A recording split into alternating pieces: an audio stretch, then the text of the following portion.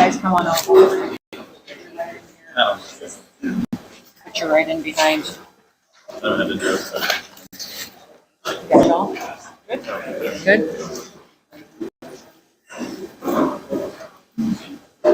Good afternoon, everybody. Thank you so much for joining us this afternoon. We wanted to call this press briefing and meeting of some community members to give you a quick update on the situation that we've seen the last several days with the elevated precipitation levels that we've seen fall over the entire region, what we're seeing come in as far as water flow in several of our rivers and tributaries, and how they're impacting our state and the surrounding states and the entire Missouri River Basin. The situation we have today outside certainly is sunshine and clear and calm skies, but we do have a situation growing to where things are going to look worse before they get better. So we'll give you some statistics and some updates on water levels and how we'll be impacted. And we're going to hear from some of the gentlemen behind us as well with some more information we'll be able to use to make wise decisions to protect infrastructure, homes, and families over the next several days. Yesterday, we talked about some of the predictions that we have for flooding levels throughout the state. We've already hit some of those levels as well. And people have asked me why the numbers are changing on some of the numbers that I'm giving you. And that's because we have several areas that we're intaking water into the Missouri River, into the Vermilion, the James, the Big Sioux, that those rivers and streams don't have gauges on them. So when the precipitation fell and it came into those rivers and is entering the ones we do have gauges on, it's just more water than we were able to predict at the time that we were giving you the information that we gave you yesterday morning. So as of already, the Big Sioux River gauge above Canton, it broke the old record by 1.7 feet. The Big Sioux River at Haywarden, Iowa, right on the South Dakota border, it broke the old record by 4.7 feet. The Big Sioux at Akron, it broke the old record that was set by 1.8 feet. And then we also have at Richland, that gauge there broke the old record by 3.1 feet. That tells you the significance of the situation that we're facing, is that we have a lot of these gauges that are upstream that have broken the old records of what they've seen for water flow before and water levels before, and it's come in our direction. And these numbers illustrate the situation that we're going to be facing for the next several days. The Big Sioux River at Sioux City is projected to set a new record of 42.2 feet at 1 p.m. on Monday, as of right now. That is both a few feet higher and an earlier peak than what we were able to tell you yesterday. The James River at Yankton is already what we would consider at major flood stage, and we are opening an emergency operations center in Yankton as well. That flood stage is at 21 feet. That's currently right now at 20.8, but it will move to 21 feet. The river will hit 24.3 feet early on Wednesday morning, so it will continue to grow and to rise. The Vermilion River is projected to clear 30 feet overnight in the early morning hours, and it won't peak until Wednesday morning at 31.9 feet. That's a bit lower there for the Vermilion River than what we saw and what we were able to tell you yesterday, but it's going to be a later peak. So as you can tell, several of these different rivers are at different levels, but most of it is indicating much more water than we anticipated just 24 hours ago based on what we're seeing coming in. These are serious flood levels. Everyone needs to take the situation seriously, and I hope you'll communicate with your neighbors and your family members to be prepared. We're calling for a voluntary evacuation of the Dakota Dunes area and asking the community members to do so and to remove themselves and their family and their belongings from those areas. And with those current projections that we're seeing, the community is also evaluating all the levee systems that we have with several of our different agencies and participation with information we're getting from the Army Corps of Engineers. Some of the actions that we're taking on different levees, with those of you who may be familiar with the levee systems that we have both in the Dunes area and in North Sioux City area, is that the Spyglass levee, we are adding 1-ton large sandbags to the top of that levee. Those are those HESCO accordion bags that will be filled with stands, and we'll be putting that on top of the Spyglass levee. We're adding Two Rivers Golf Course to that levee as well. And we're protecting the water treatment facility and the lift station in North Sioux City. And the Dunes area as well, calling for that voluntary evacuation. We're still evaluating additional actions that may need to be taken throughout the next day or two. I have several officials here from the Department of Public Safety and the Department of Transportation who are here in cooperation in the Emergency Operations Center, working with the local emergency managers and folks that are on the ground here in the community on a day-to-day basis. Yesterday, I signed an emergency declaration, an executive order that will give us an evaluation of these storms, but also allow us to start to pursue the documentation to pursue FEMA funding. And if you remember with FEMA funding, when we've done this before in the past, that allows us to collect the impact and the amount of loss that we have in the state. In order to qualify for FEMA funding, we have to hit $1.6 million worth of loss statewide. We will easily hit that. And 75% of the costs of that loss then is covered by FEMA. 15% of it is covered by the state, and then 10% is the local community. And that is how the 100% of total loss ends up being covered. But it's incredibly important that you document loss and that you document any financial impacts that people in the community have so that we can keep that information in order to submit that FEMA declaration. Now, the emergency order that I signed allows us to start doing that paperwork, but we are not going to wait for the federal government to give us an approval or to collect any of that information. We start taking care of things now and making sure that when we get that done, we'll follow through the process in order to get compensated. I want everybody to remember that if you have personal property loss, the person to contact is your insurance agent. That is someone that you need to be contacting right away. And then if we have farmers or ranchers in the area that are seeing losses, reach out to your local FSA, the Farm Service Agency office, or also your crop insurance agent. They are ones who will help you document that loss with those acres that have been impacted. Once we receive the authorization from FEMA, that will allow our local governments to pursue that compensation of the 75% from the federal government and then the 15% from the state with the 10% match from the local government. Unfortunately, we've already had one death from the situation in the state that has resulted from the flooding. And because of respect for the family, I'm not going to share any details around that. All I'm going to say is that I want to remind everybody to remember the power of water and the flow of water and to stay away from flooded areas. Keep your children and your family members out of areas and looking at situations that may seem like something they haven't seen before, but it's incredibly dangerous for them to be anywhere near this kind of water flow that we're seeing today and that we're going to see for the next several days. We're in for the peak to hit starting tomorrow, and we're going to continue to deal with that. We know through Wednesday night in different areas, and so we've got a few days in front of us here that'll be a little rough, but we'll get through it together and do the very best that we can to protect as much infrastructure and homes and families as we possibly can. So I do want to introduce a few other speakers that will share some information with you. I think you're all familiar with Jason Westcott. Jason is the emergency manager here in Union County and has done a fantastic job partnering with us. If you remember, the emergency managers in every county in the state are the contacts in situations like this. The state then steps in and assists them with what they need to respond to the community. So he's been great to work with and keeping us informed of what he needs for resources and working with our agencies and what we can do to be prepared. So Jason, if you would like to come on up, that'd be great. Thank you, Governor. Just a couple of things I'm going to go over. If you're going to plan on traveling out of this area, we ask that you check sd511.org. That is the most upkept place for travel closures on our roadways. A lot of the roadways going over into Iowa are currently closed or will be closing soon. So just make sure that if you're going to travel to look at sd511.org. Also, our Facebook page for Union County, South Dakota Emergency Management is being kept updated with most recent flood information. So you can also check that. Tomorrow at roughly 6 a.m. or 6 p.m. Or 6 p.m. this evening, we're expecting to close exit 4. We're going to be working on a levee project in that area. So we will be closing that area down later this evening so we can proceed with that project. One thing on evacuations, and the governor kind of talked about it, if you feel that you're in harm's way at your residence and you see water coming at you, please gather your personal belongings and leave at that time. The county currently is about maxed out on being able to do water rescues at this point. As we move further into this incident and it becomes more serious in this area, we may not have the ability to rescue people from their homes if they continue to stay there after they've been told to evacuate. So we're asking if you are advised to evacuate, please heed that warning, pick up your personal belongings and get to a different area. We will be having some voluntary evacuations coming.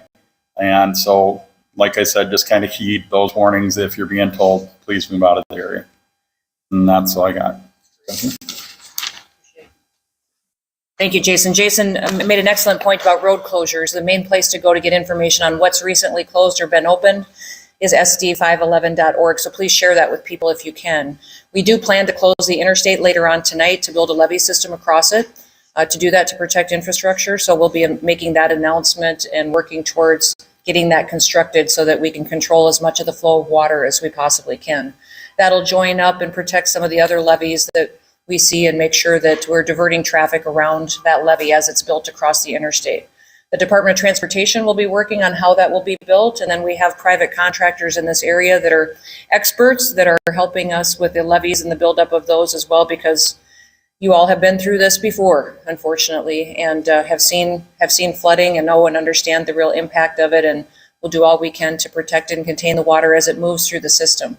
The next person that will be speaking with you is Colonel Neubauer. He's from the Army Corps of Engineers from the Omaha district, and he and I spoke Friday evening for quite a long period of time and had a discussion over water flows in the entire basin, and he's going to share with us some of the information on our dams upstream, downstream, what we're seeing for impacts and what we can see for water flow and what's coming in from the Niobrara that impacts us dramatically. So with that, Colonel, do you mind sharing? Well, good afternoon. Again, folks, Colonel Rob Neubauer, command the Omaha District of the U.S. Army Corps of Engineers. This sharp-looking man to my right is John Remus. He heads up our water management for Northwestern Division, and he's going to come up here a little bit later and talk about the specifics about flows in and flows out. So first, sympathies from our agency to the communities that have been affected and that will be affected. We're here to let you know that the resources that our agency provides, whether it's technical assistance, liaison officers, we're here and we'll do whatever we can in support of the governor and her efforts. And so I think it's important to start off by saying, as we look at north central Nebraska, southeastern South Dakota, and northwest Iowa, we've had a tremendous amount of rain over the last 7-8 days. And I think the National Weather Service has categorized it in upwards of 600% of average, right? And so that's what's really contributing to kind of the numbers that Governor Noem talked about, right? We're talking about historic flows on unregulated tributaries into the Missouri River. And so how does the U.S. Army Corps of Engineers come into play here? So we operate the 6 projects along the Missouri River, all right, starting up in Montana all the way down to our last project, which is in Gavin's Point, about 55 miles upriver, right? And some of those things we can certainly hold back water and we manage what flows out based on what's flowing in. And some good points to hear is the project just north of Gavin Points is Fort Randall, right? And we've essentially closed that off. And we've done that to limit the flows that we can control that come into Gavin's Point. John's going to come up here and talk about kind of our calculus and how we decide that. But I talked about that broad range, that broad area of land where this rain dropped. And so it is hitting a lot of tributaries that flow unregulated into the Missouri. So there's only a certain amount of part of that river that we can control. We have been in contact, as the governor said, since Friday night. We have a daily call with her and her team and Secretary Perry, which she'll come up here and speak. We've pushed out liaison officers to not only the state of South Dakota, but Iowa and Nebraska. And we are leaning forward with any technical assistance we have on either federal levies, local or private levies, and any other resources that we can provide. I'll be here standing by for questions later. John's going to follow.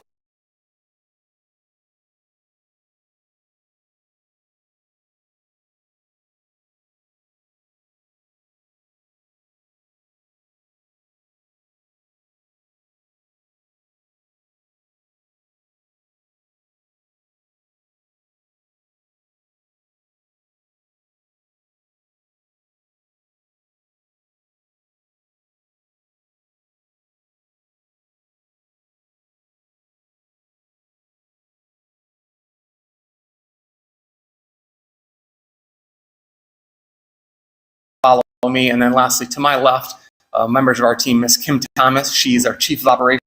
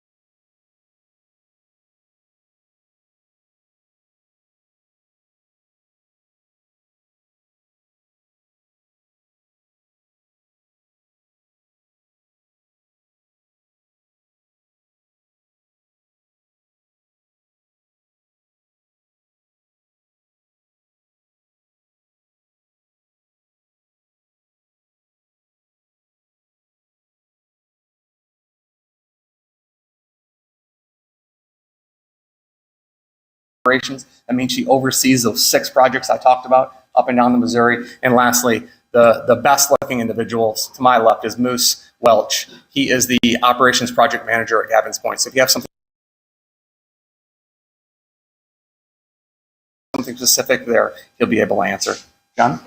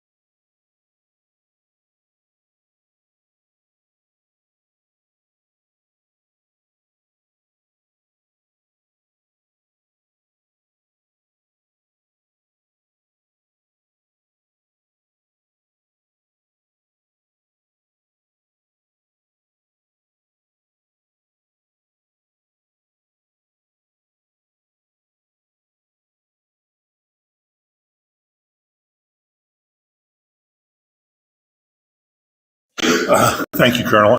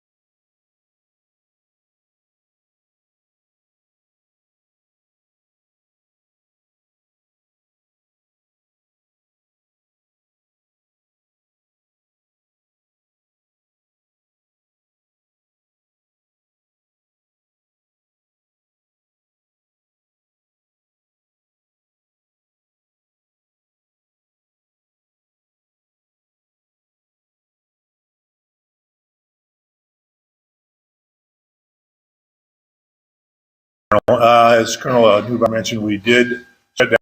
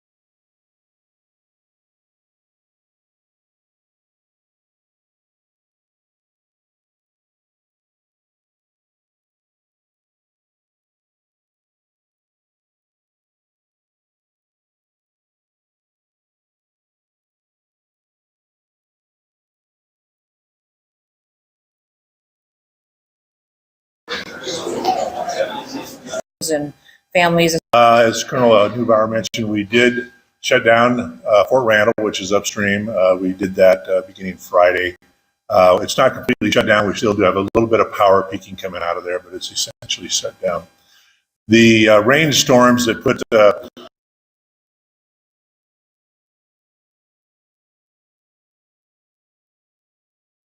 all of the water up in Mitchell to Sioux Falls and then to Minnesota also put a lot of water right across the northern border of Nebraska, which dumps into the Niobrara River, which comes into Gavin's Point by Springfield, South Dakota. The inflows into Gavin's Point are still higher than the outflows, so the pool is still climbing. Before we started this meeting, the pool elevation was 1209.3. Top of the gates is 1210. So we're getting very close to being at the top of the gates. That's why we have not been able to cut outflows as much as we originally wanted to. We're going to continue to monitor that. We think, and it appears that the inflows are starting to peak and turn over. As soon as we can, we'll start decreasing the flows out of Gavin's Point Dam, which could make a small difference here. We are a day and a half travel time from the Sioux City area to Gavin's Point. Beyond that, I really don't have a lot of details to share, other than, as Colonel Newbar said, we look at this as a system. Because we cut flows out of Fort Randall, we are not concerned about overfilling Fort Randall. There's a lot of space there, so we won't be cutting flows out of Oahe or Garrison. So we should be able to support the hydropower mission that we can from there. So with that, I'll turn this back over to Governor Noem. Thank you. Thank you. And I think that's important. We had a discussion a couple of days ago about what we could do to slow down water and thread out this intake that we're taking on coming down through this area. And the